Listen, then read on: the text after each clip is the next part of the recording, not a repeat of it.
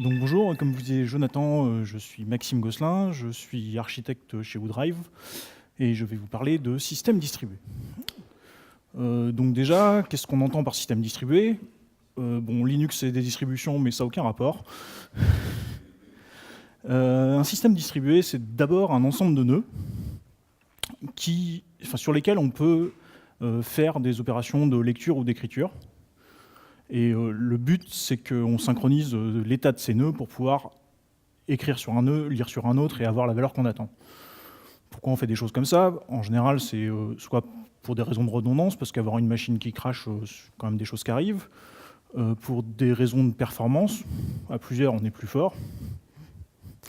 Donc voilà.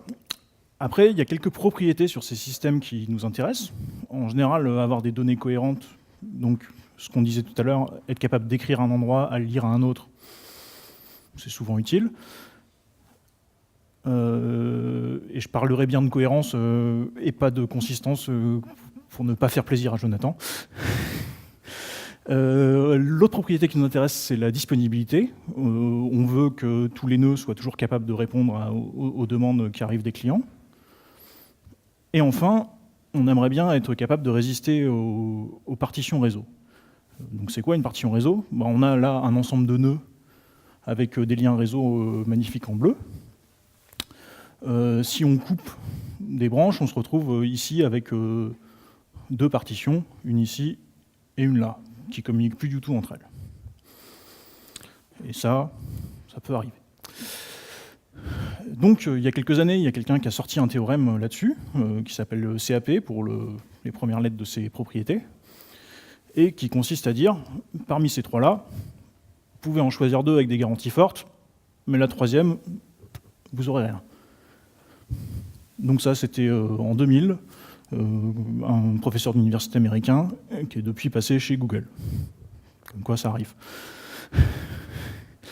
Donc, parmi celles-là, en général, partition réseau, on a un IT qui marche, on devra réussir à s'en passer. Sauf qu'en vrai, il y a des choses comme ça, par exemple, des travaux. Chez nous, ça donne on va construire un rond-point. Tiens, il y a des gaines, c'est marrant ça. On va en ouvrir une, il n'y a rien dedans, on va couper toutes les autres. Résultat, on n'a plus de communication entre deux sites. Après, ça marche moins bien. Ouais. Les autres trucs qui se passent, c'est des applications qui ne se comportent pas bien, qui prennent toute la bande passante, comme par exemple notre cluster de VM. Donc c'est pareil, une fois que toute la bande passante est prise, les autres applications ont un peu plus de mal à communiquer entre elles. Donc en pratique, la tolérance aux partitions réseau, c'est quand même quelque chose d'important et on a du mal à éviter de s'en occuper. Donc on peut essayer de se débarrasser des autres. Qu'est-ce qui se passe si on se débarrasse de la cohérence des données? Ça donne des choses comme ce qu'on a déjà eu avec RabbitMQ, qui est notre système de messagerie, et qui, quand on se retrouve avec des pertes de connexion, tout marche très bien. Il y a des messages qui sont envoyés d'un côté, qui sont envoyés de l'autre, des messages qui sont lus d'un côté, qui sont lus de l'autre, et qui ne sont pas les mêmes. Donc après, nos applications, elles ont tendance à avoir des comportements qui ne sont pas forcément prévus, avec des états totalement différents des deux côtés. Les clients n'apprécient pas toujours. Donc une autre possibilité, c'est de se débarrasser de nos garanties fortes sur la disponibilité. Donc ça, on est aussi capable de tester. On a RabbitMQ, qui est un système qui permet de stocker des données aussi, et il se base entièrement sur des mécanismes de consensus. C'est-à-dire, sa solution en tout cas à lui, c'est de dire, on va choisir un nœud, on va dire que c'est le chef, et le chef, il a toujours raison. En gros, c'est une secte démocratique. Donc tout ça, ça marche.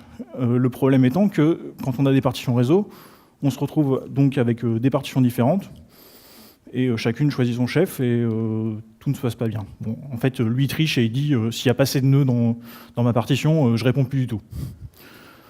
Donc là, voilà, si on a des clients qui se connectent au nœud de la partition minoritaire, on garantit qu'ils n'ont plus de réponse. C'est pareil, ça pose quelques petits soucis. Bon, donc c'est bien, on peut rien faire. C'est les solutions qu'on aime bien en informatique. Donc où est-ce qu'on va maintenant? Donc pour ça, ce qu'on va faire, c'est que on va marcher normalement et garantir le plus de choses possible tant qu'on n'a pas de partition. Et quand on détecte que notre partition est terminée, on va faire d'autres choses. Ce qui nous permet de garantir qu'on a notre disponibilité et notre tolérance aux partitions. Donc ça, comme les autres mécanismes le font. Et, à terme, que notre cohérence des données est retrouvée. Donc ça, il y a pas mal de projets qui ont des garanties comme ça, tels que RIAC, que j'aime beaucoup, notamment pour sa doc, et qui utilisent un mécanisme qui s'appelle le CRDT, et que je vais vous présenter maintenant. Donc déjà, bon, ça ne se prononce pas, qu'est-ce que ça veut dire?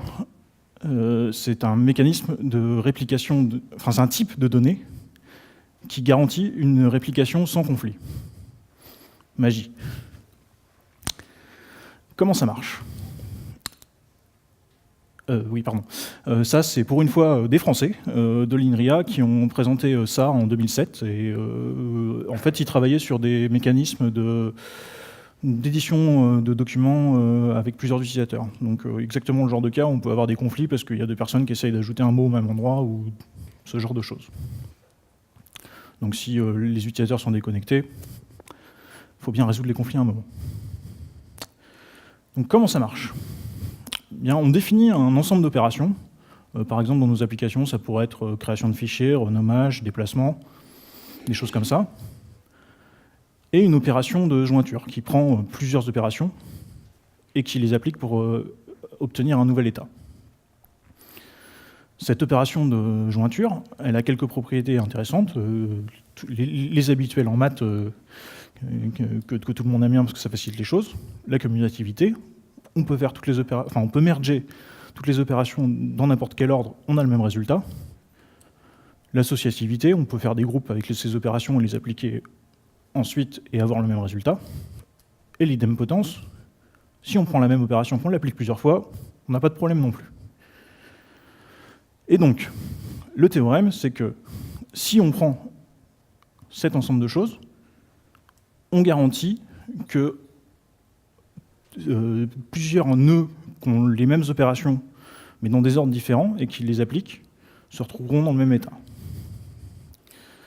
Ce qui permet de laisser les nœuds vivre chacun de leur côté, et une fois qu'on retrouve notre connexion réseau correcte, d'appliquer toutes ces opérations aux états que les nœuds avaient, et de garantir qu'ils sont dans un état cohérent.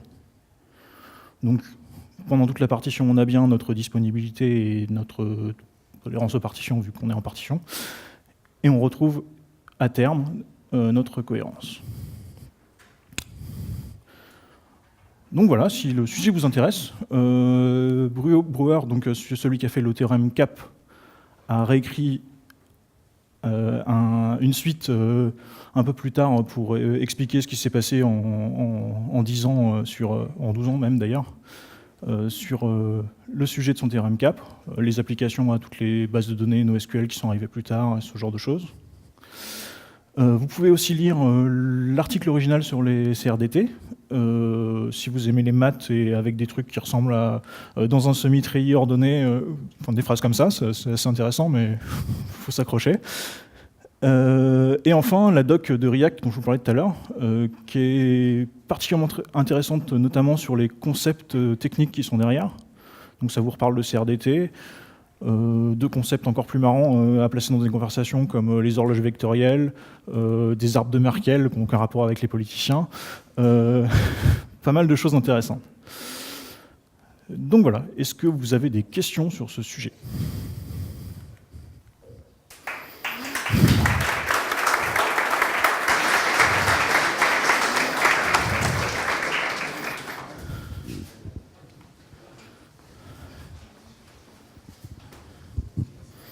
Oui, comme de Lyon, j'ai une connaissance assez faible de notre infrastructure ici. Est-ce que Est-ce que tu peux dire un petit peu, essayer de me donner quelques éléments pour faire un peu plus dans ma tête le lien entre ces problématiques et ce qu'on fait? Alors, dans ce qu'on a, qui est intéressant chez nous, c'est qu'on a 2 data centers différents qui ont une communication en fibre entre les deux et qui sont géographiquement distincts. Et pour l'instant, on s'en sert pas trop du site secondaire. On fait juste de la réplication uniquement dans un sens.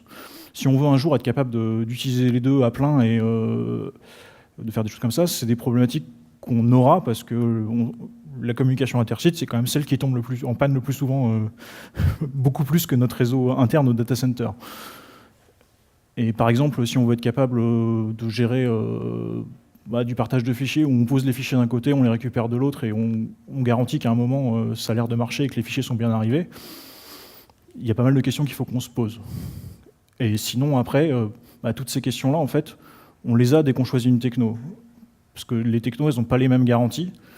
Et suivant ce dont on a besoin, garantir que nos données sont cohérentes, c'est pas la même chose que garantir qu'elles sont disponibles. Et suivant les éléments de notre stack, on n'a pas vraiment les mêmes besoins.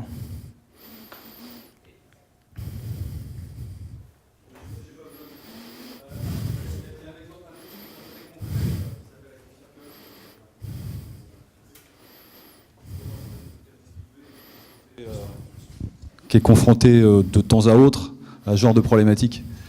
Et voilà, c'est exactement une illustration de ce que tu viens d'exposer. La seule différence, c'est qu'il a été développé initialement avant que CRDT apparaisse. Donc, ça traite le problème différemment. Mais en tout cas, tu vois un exemple de type de problème qui se pose, c'est exactement ça. C'est-à-dire, il y a actuellement un système ActiveCircle dans la maison avec 3 nœuds ici, 2 nœuds à vannes, avec jusqu'à il y a peu de temps une liaison ADSL entre les deux qui était ce qu'elle était. Et les deux sites voient les mêmes choses, partagent les mêmes fichiers, et donc avec une connexion réseau au milieu qui peut tomber à tout moment et qui ne se prive pas de le faire de temps en temps. Et donc il y a cette problématique de modification appliquée à des mêmes fichiers de chaque côté et de réconciliation a posteriori. J'en dis pas beaucoup plus, il y a des gens dans la salle qui pourront vous expliquer si vous voulez en savoir un peu plus. Voilà. Mais c'était juste pour te donner un autre exemple concret de ce genre de situation. Mais voilà, ton choix, c'est est-ce que je veux ne pas récupérer mes fichiers ou est-ce que je préfère récupérer des fichiers qui sont trop anciens? Y a-t-il d'autres questions? Sinon, oui, j'ai oublié un autre point, c'est que pour ceux qui étaient là il y a 2 ans à peu près, il y a eu une présentation de quelqu'un de Scality qui ont fait des choses qui ressemblent beaucoup à ça. Donc je pense que les slides sont sur le blog technique.